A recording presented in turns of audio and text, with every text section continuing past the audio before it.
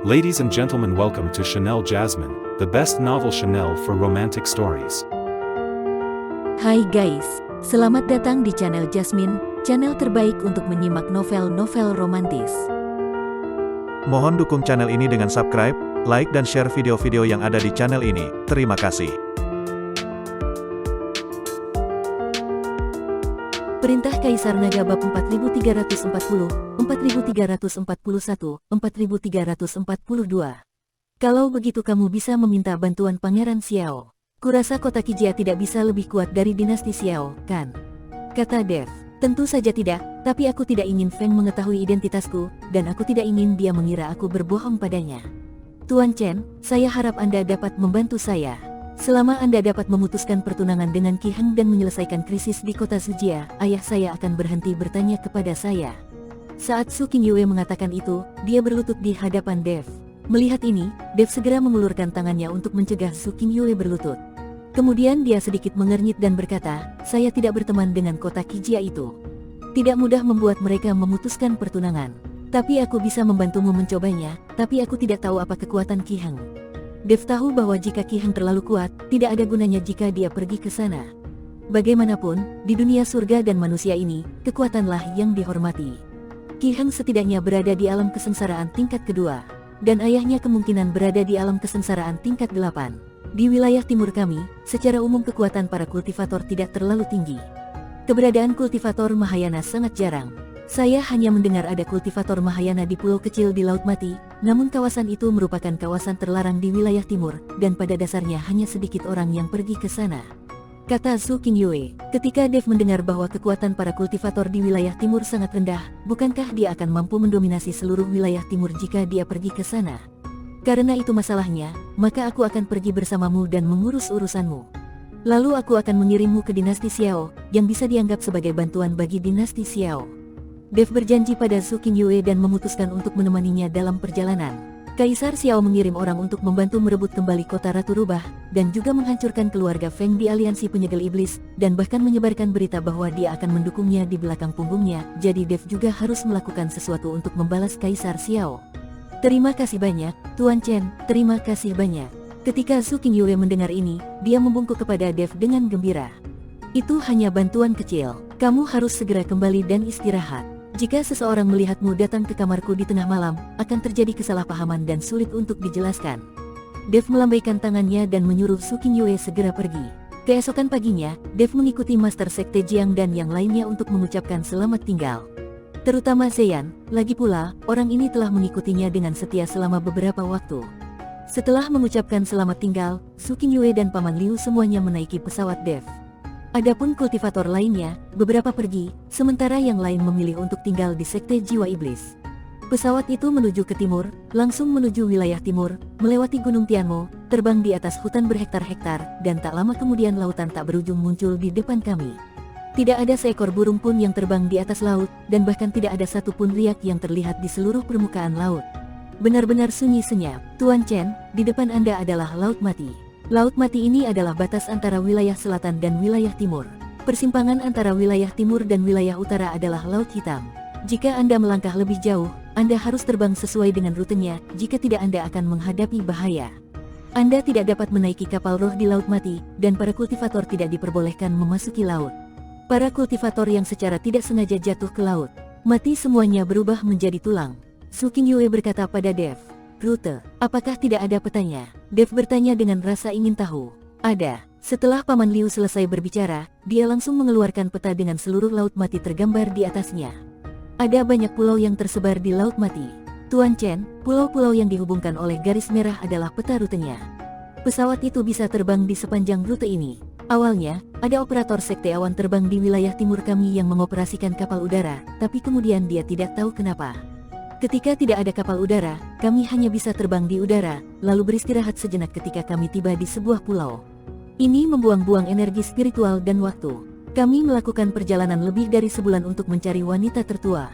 Tentu saja Anda juga dapat menggunakan formasi teleportasi, tetapi formasi teleportasi sangat mahal. Jumlah kami ada lusinan, dan kami tidak mampu membayar biaya setinggi itu. Paman Liu menunjuk ke peta dan kemudian mengikuti Dev secara detail. Dev terdiam saat mendengar perkataan Paman Liu. Dialah yang menghancurkan sekte awan terbang. Ji Yun juga tertawa diam-diam saat mendengar perkataan Paman Liu. Dev memperhatikan peta dengan cermat, rute di sana berkelok-kelok, dan jaraknya jelas jauh lebih jauh. Jika dia terbang lurus, dia akan bisa mencapai wilayah timur dalam jarak dekat. Ini keterlaluan. Sekalipun itu penerbangan pesawat, mungkin akan memakan waktu 3 hari. Dev mengerutkan kening dan berkata, "Tidak masalah. Ada orang yang tinggal dan membangun di pulau-pulau sepanjang perjalanan. Kita bisa memarkir pesawat di sebuah pulau untuk beristirahat." Paman Liu berkata cepat, "Tidak perlu, terbang lurus saja. Sudah cukup waktu untuk sehari. Berputar-putar hanya membuang-buang waktu." Dev langsung melambaikan tangannya dan berkata, "Tidak bisa. Kalau kita ambil arah lurus, kemungkinan akan ada kultivator Mahayana yang mengasingkan diri untuk berlatih di suatu pulau dan melihat kita. Lalu mereka akan menyerang kita, itu akan merepotkan." Paman Liu kaget saat melihat Dev terbang lurus. Meskipun Dev berada di alam kesengsaraan tingkat ke-7 dan tidak lagi lemah, dia bukan lagi seekor semut ketika berhadapan dengan penguasa alam Mahayana. Bagaimanapun, Paman Liu, Su Qingyue dan yang lainnya belum pernah melihat kekuatan sebenarnya Dev. Mereka mengira sekte tulang darah dihancurkan karena Master Sekte Jiang dan Master Istana Guanghan. Lagi pula, siapa sangka kultivator tingkat 7 di alam kesengsaraan bisa membunuh kultivator tingkat 2 di alam Mahayana. Jangan khawatir, pesawat kami cepat dan tidak akan mudah ditemukan. Jika sebelumnya Anda tertangkap oleh sekte tulang darah dan tertunda begitu lama, apakah Anda tidak takut orang-orang di kota Kijia akan mulai melakukan sesuatu yang sulit bagimu?" kata Dev. Ketika Paman Liu mendengar ini, dia langsung terdiam. Mereka memang sudah lama ditangkap dan tidak bisa menghubungi keluarganya. Mungkin orang-orang di kota Kijia sudah berselisih dengan mereka di kota Zujia. Setelah merenung sejenak, Paman Liu mengangguk dan berkata, "Baiklah, ayo langsung saja, tetapi jika kamu menghadapi bahaya, jangan khawatir tentang apapun, berlarilah secepat mungkin. Saya akan memberi kamu waktu. Kamu hanya perlu menjaga wanita tertua selamat sampai di tujuan." Paman Liu, Su Qingyue memandang Paman Liu dengan malu. Dia melarikan diri dengan egois, tetapi dia tidak ingin membahayakan seluruh kota Zujia. Dan untuk menemukannya, begitu banyak orang dari kota Zujia meninggal, dan sekarang Paman Liu masih membela diri seperti ini. Su Qingyue merasa sangat malu. "Jangan khawatir, tidak akan terjadi apa-apa." Dev tersenyum tipis, lalu meminta Ji Yun untuk mempercepat dan bergegas ke langit di atas laut mati. Pesawat itu melaju dengan cepat, dan Dev memejamkan mata sedikit untuk beristirahat, tetapi Paman Liu dan Su Qingyue sangat gugup menatap keluar pesawat itu. Tanpa disadari, pesawat itu terbang lebih dari setengah hari, semuanya sangat lancar, dan tidak terjadi apa-apa. Jika terus seperti ini, mereka bisa mencapai wilayah timur hanya dalam beberapa jam. Jika mereka menyeberangi Laut Mati, akan jauh lebih aman. Paman Liu dan Su Qingyue juga menghela nafas lega dan tidak lagi gugup. Tetapi pada saat ini, pesawat yang stabil tiba-tiba mulai bergetar, dan Dev tiba-tiba membuka matanya. "Tuan Chen, apa yang terjadi?" Ji Yun segera bertanya pada Dev. Sebelum Dev dapat menjawab, dia menemukan bahwa unicorn api itu benar-benar keluar dari cincin penyimpanannya sendiri. Unicorn api itu tampak sedikit bersemangat, dan terus menyerang pesawat itu untuk keluar. Melihat kemunculan tiba-tiba unicorn api, Paman Liu dan Su Qingyue terkejut. "Hei kamu binatang kecil, apakah kamu gila?" Dev ingin mengembalikan unicorn api ke dalam ring penyimpanan, tetapi unicorn api kecil itu sangat keras kepala. "Tuan Chen, binatang kecil ini sepertinya ingin keluar. Apakah Anda menemukan sesuatu?" Ji Yun mengingatkan. Mendengar pengingat Ji Yun, Dev membuka pintu pesawat. Unicorn api itu bergegas keluar dari pesawat dan bergegas menuju pulau kecil di bawah. Setelah melihat ini, Dev mengikuti dari belakang, lalu dengan keras berkata kepada Ji Yun, "Kamu pergi dulu, nanti aku akan mencarimu." Dev meminta Ji Yun dan yang lainnya pergi dulu. Bagaimanapun, Ji Yun dan yang lainnya tidak terlalu kuat. Jika dia pergi dan menghadapi bahaya, mereka bertiga tidak akan mampu menghadapinya. Ji Yun mengangguk, lalu pesawat itu dengan cepat menuju ke wilayah timur. Hal ini mengejutkan Paman Liu dan Su Qingyue, dan mereka buru-buru berkata, "Cepat berhenti, panggil orang itu kembali, jangan pergi ke pulau itu sangat berbahaya. Tanpa pesawat, meskipun kamu tidak bertemu orang jahat, akan sulit mencapai daratan dengan terbang sendiri." Keduanya meminta Ji Yun untuk berhenti, lalu memanggil Dev kembali, tapi Ji Yun tidak mendengarkan dan terus menerbangkan pesawat itu. Ji Yun percaya pada Dev. Jika ada bahaya, Dev pasti bisa mengatasinya. Jika mereka tetap tinggal, mereka tidak hanya tidak bisa membantu, tapi mereka juga akan menjadi beban. Dev sudah lama mengetahui hal ini. Paman Liu dan Su Qingyue tidak mengerti. Ji Yun jelas-jelas bersama Dev, jadi mengapa dia bisa melihat Dev mati dan tetap acuh tak acuh. Pesawat itu berangsur-angsur menjauh, dan Dev mengejar unicorn api dan mendarat di pulau terpencil. Sebenarnya ada bangunan di pulau terpencil itu, tapi saat ini bangunan tersebut sudah berubah menjadi reruntuhan, membuktikan bahwa ada seseorang yang pernah tinggal di sini. Selain itu, ada lubang dalam besar dan kecil di pulau itu, yang jelas merupakan bekas pertempuran. Dev tahu bahwa pasti ada orang yang tinggal di pulau terpencil ini, dan kemudian terjadi pertempuran, jadi sekarang pulau itu seharusnya menjadi pulau terpencil. Tapi dia tidak mengerti kenapa unicorn api tiba-tiba menjadi begitu heboh dan datang ke pulau terpencil ini. Dev menyaksikan unicorn api turun di pulau terpencil, lalu dengan cepat menggerakkan cakarnya, dan sebuah lubang hitam langsung menuju ke bawah tanah pulau terpencil.